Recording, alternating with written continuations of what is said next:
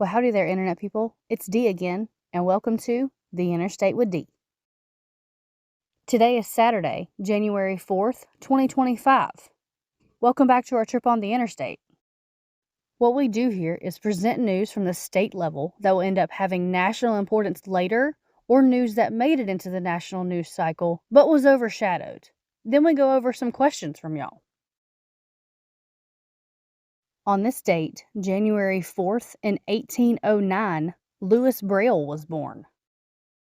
In 1824, just 15 years later, he developed the Braille system of writing for the blind. Did y'all know he did that at 15? Today is celebrated as World Braille Day.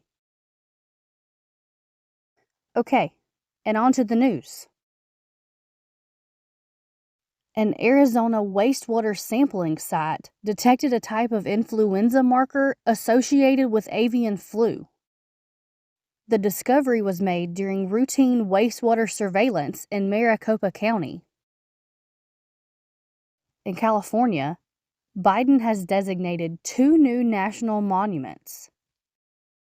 The 2 monuments are more than 800,000 acres.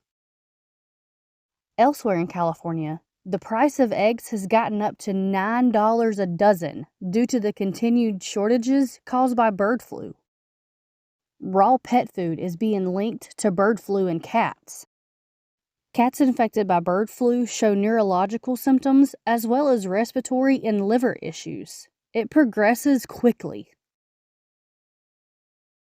In Colorado, Fish and Wildlife officials are looking into the death of a gray wolf that was shot. They're asking anyone with info to call 1-844 FWS TIPS. Georgia is still mourning the loss of President Jimmy Carter. In Hawaii, a fireworks display gone awry killed at least 3 and injured more. In Idaho, an explosive device was found on a train, and it wound up shutting down rail traffic for hours. A person has already been arrested in connection with it. In Kentucky, forecasters are warning of extreme winter weather. In Mississippi, the state's failing infrastructure has reportedly contributed to expanded parasitic infections in the population. Montana's governor is reportedly suing Yellowstone National Park over its plan to protect bison on the park. The state wants the park to have lower numbers of bison. Nevada's Ruby Mountains are being protected from energy developments by the Biden administration. This move is supposed to protect them for 20 years, but it's likely to be undone by a future administration.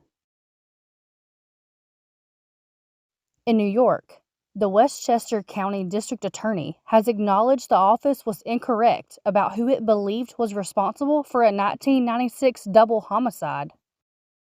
The office attempted to prosecute the wrong person for years.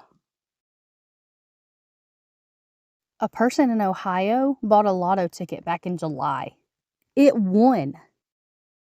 The ticket was worth $138 million. I say was because it has expired. Somebody lost out on a $138 million prize because they never claimed it. In Oregon, raw pet food infected with bird flu has been linked to another lost cat. In Pennsylvania, it appears that hundreds of snow geese were lost to bird flu. Separately, a Pennsylvania man was indicted on charges related to trying to join Hezbollah. According to DOJ allegations, he traveled to Lebanon and tried to join, but was told now was not the right time and was refused. Puerto Rico suffered a massive and lengthy blackout. The failing grid there is going to be a continuing issue, and is foreshadowing the future of the rest of the U.S. unless significant transition and upgrading is undertaken. Tennessee's law requiring age verification for social media sites was blocked by a judge before it even went into effect. Texas and Utah have filed suit against the federal government. Specifically, they filed against the Nuclear Regulatory Commission.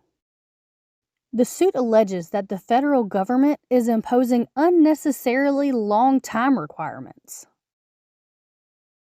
Elsewhere in Utah, another Department of Homeland Security agent has been accused of attempting to sell confiscated drugs to dealers. In Virginia, the FBI says a seizure of explosives at a farm is the largest in the agency's history. The West Virginia Emergency Management Division put out a preparedness notice. Everybody bundle up for some extreme wintry conditions. And here's your weird state fact for this week. Louisiana is famous for New Orleans, and New Orleans is famous for the French Quarter. The French Quarter is famous for its architecture. The architecture is mostly of Spanish origin, not French.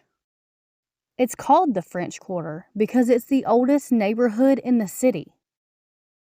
Fires that occurred when the area was under Spanish rule led to the changing influences. Okay, so moving on to the question and answer portion of the show. Question number 1. To whoever has the next video going out, how cold is it really expected to get? The last time your team put out warnings like that last video, 100 people died.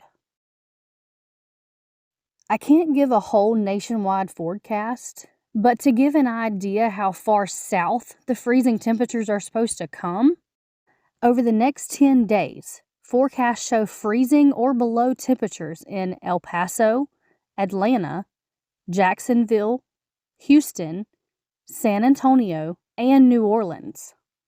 There are single-digit and negative temperatures expected in a bunch of places further north.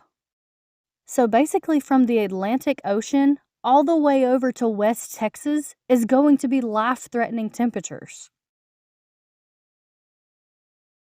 Question number 2.